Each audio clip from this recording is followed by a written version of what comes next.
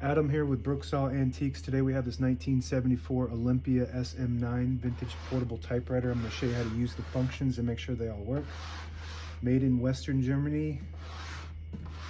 Up top is the adjustable paper guide. This helps you guide the page in straight. I'm going to line that up with the edge of the platen, which is the main roller that feeds the paper.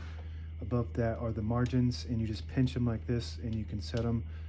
I'm just going to set this on all the way over close to 0. I guess it is on 0, and the right one around 70. That's about the length of a page. And it has a switchblade paper support arm that flips up from the back. Little button on the right side here will initiate that, and it telescopes up even higher, but I'm just going to leave it right there. And this is the paper bale that sits on top. It's got 2 adjustable rollers and a scale.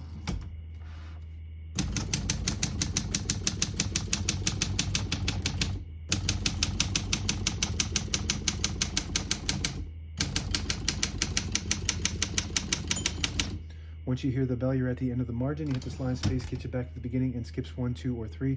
Right now we have it on single, but if you want double, you just flip the switch down 1, it skips 2.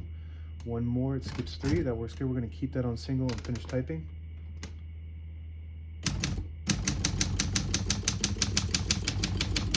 As you can see, all the keys type nice and none of them skip or stick. I'll type a sentence in red on the next line. A switch from black to red. There's a switch on the right side here. Flip that all the way down. It's actually an orange square, I think, just to match the orange logo here.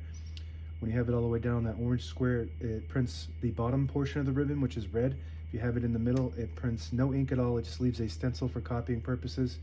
And if you have it up top, it types the top portion of the ribbon, which is black. We're going to move that down for red.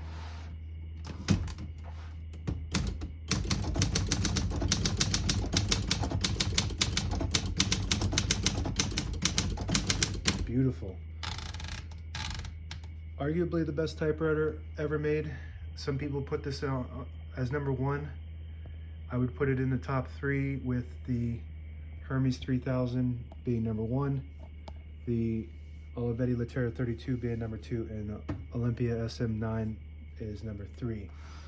The difference between the 3 is this is heavier and more powerful than the Olivetti Laterra 31 and the Hermes 3000. Made in Germany, it feels like a Mercedes-Benz, made out of some of the best parts. If you look underneath it, these parts are just high quality parts, as good as you can get. It feels like a Mercedes-Benz. It's very smooth and heavy. The Olivetti Laterra 32 is like a Maserati. It's really small and compact and fast. And the Hermes 3000 is the Bentley, which is the more expensive one out of the 3, and it is just, it feels like a very high-end typewriter. To pull the page out easy, there's a switch on the right side here. You flip it forward and it unlocks the rollers underneath the platen, allowing you to pull the page out easy or load thicker paper like carbon copy or cardstock. Make sure you flip that back before you load the next page, or else it won't load correctly. Shift on each side and a shift lock on the left. To clear that, just hit the shift button again. The tab is set and removed on the left side here. Right now we have tabs on 10 space intervals. So I'm just gonna go and hit the clear all tab switch on the right side here. It's this white lever. You just flip it down and it clears all the tabs. So now you go to the beginning and you test. It just goes all the way to the end.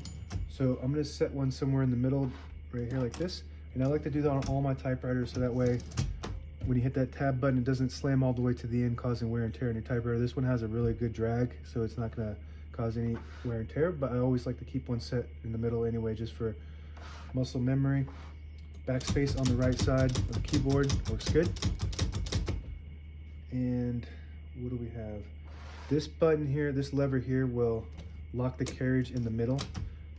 I actually removed it on this one because it was bent, but it'll also lock the keys.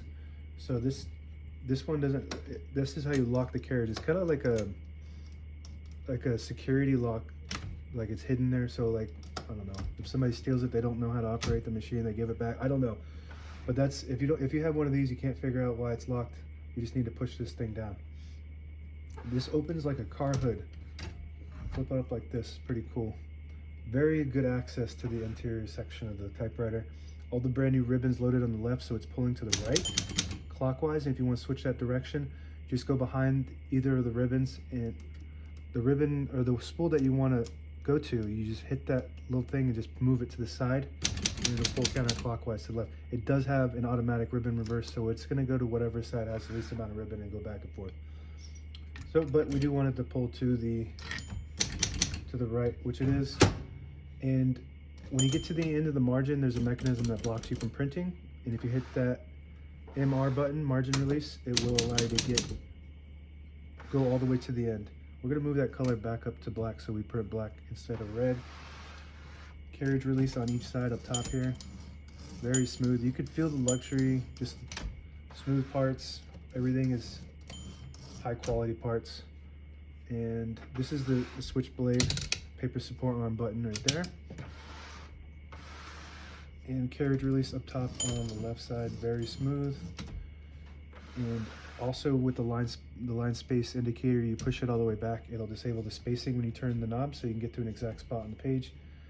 You push it down to the 1, you get the clicks. Each one of those clicks is a half a space. Same concept, if you pull this knob out, it'll temporarily allow you to disable the spacing so you can get to an exact spot on the page. You let it go, you get the clicks. And that's it. Now available on eBay or Etsy, search Brooksaw Antiques.